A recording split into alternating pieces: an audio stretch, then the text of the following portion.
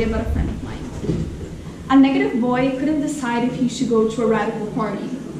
Being square, he decided not to and missed out on 4 awesome chicks. The party wasn't over until 2 a.m. That sounds weird, doesn't it? So let me say it again a bit slower. A negative boy couldn't decide if he should go to a radical party. Being square, he decided not to and missed out on 4 awesome chicks. The party wasn't over until 2 a.m. Still sounds weird and you probably don't know what I'm talking about, so let me try again. A negative boy couldn't decide if he should go to a radical party. Being square, he decided not to and missed out on 4 awesome chicks. The party wasn't over until 2 a.m. So there you have it. That's a way you can memorize the quadratic formula.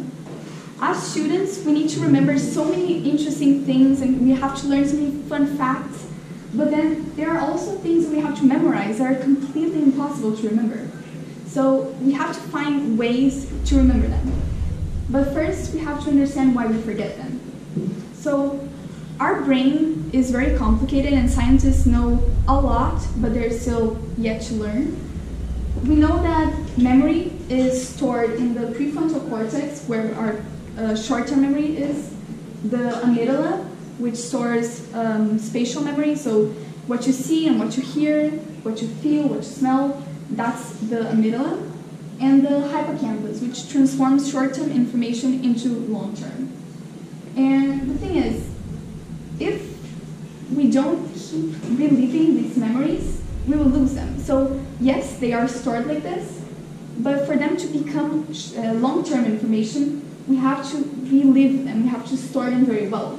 That's the decay theory. If we don't access our memories, we will lose them.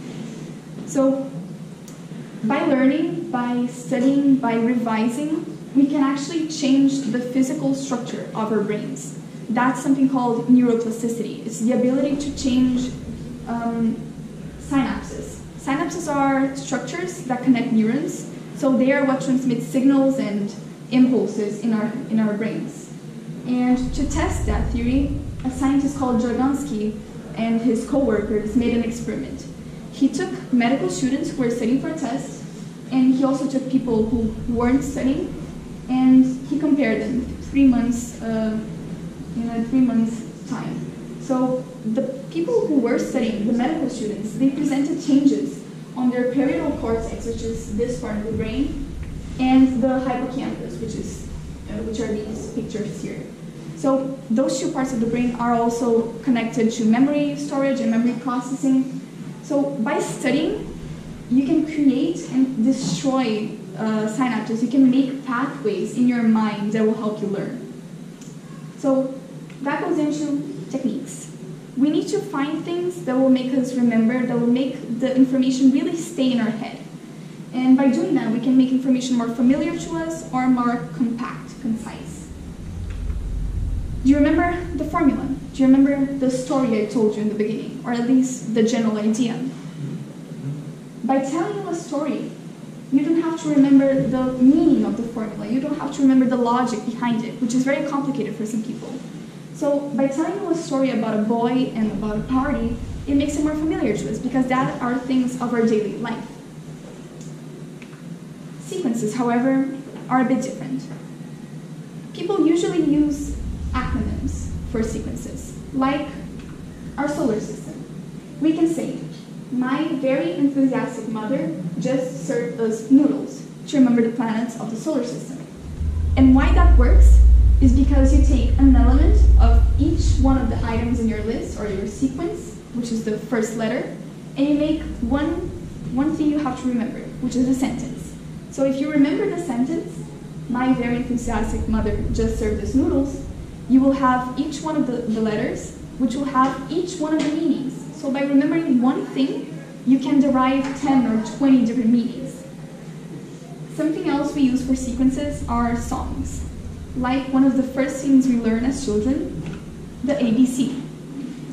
If I asked you right now to tell me the letters in our alphabet, would you say it in a very monotone voice, or would you sing it a bit? Would you give it a tune, maybe some rhythm?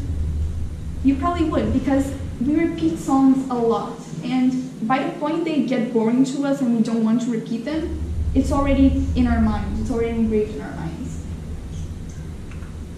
Concepts, however, are very open. We can do so much with them because concepts, it can be anything. So you can use songs, you can use acronyms, you can use puns and jokes, or homophones.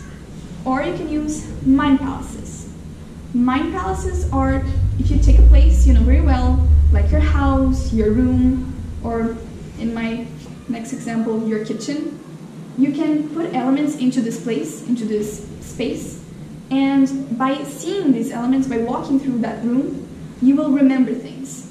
So if you want to remember the DNA replication process, and I want you to do this with me, you can imagine yourself in your kitchen, and you are walking and you want to cook something. So you get a pan, you get everything you need, and you get a fork. And that's when the replication starts, at the replication fork. Then you grab pasta, because you want to make pasta. You grab spaghetti, and each one of the spaghetti strands are DNA strands. And then you just don't want plain pasta, so you add sauce and you add meatballs. And you put everything in the pan. So in your pan, in your cell, you have the DNA strands, which are the spaghetti, and you have the meatballs, which can be enzymes. And you can go further, you can make it more specific, you can change it how you like. Mind palaces are very useful because they don't deal with just abstract thinking. You are seeing things and you are hearing things, and you can even add touch or smell if you want to, and if that helps you. Now, something else you can do are puns and homophones.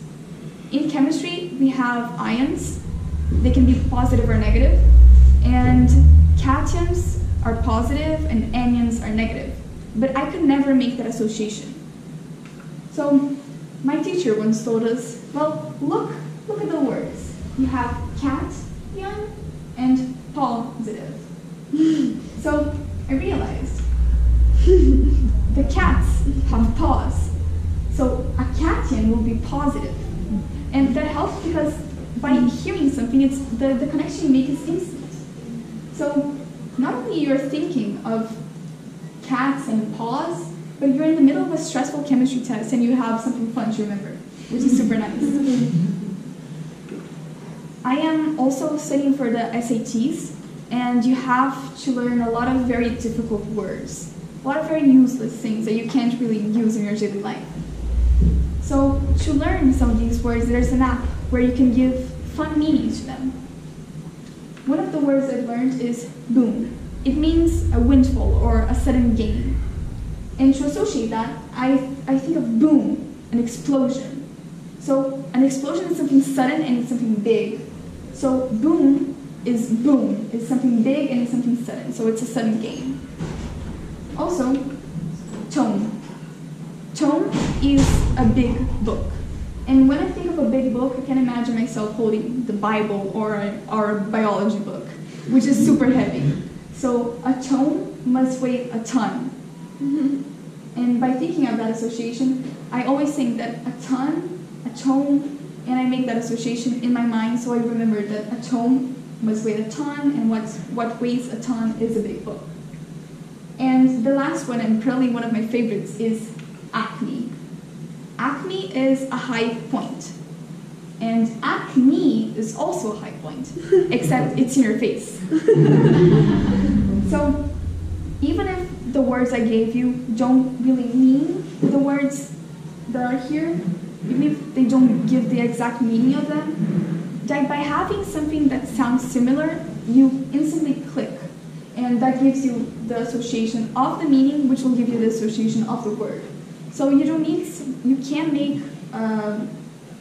a funny meaning to the word you have to remember, but as long as you have something that is funny and something that you will remember instantly, that's enough. So I really hope you learned something.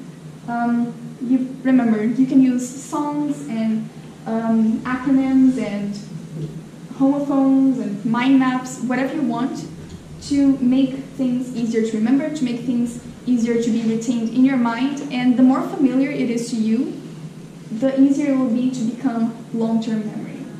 So if you ever think that you will never be able to remember something, if you ever think that this information is impossible to memorize, just think of those tips and remember that by learning, by simply studying for a test, you are changing the physical structure of your brain.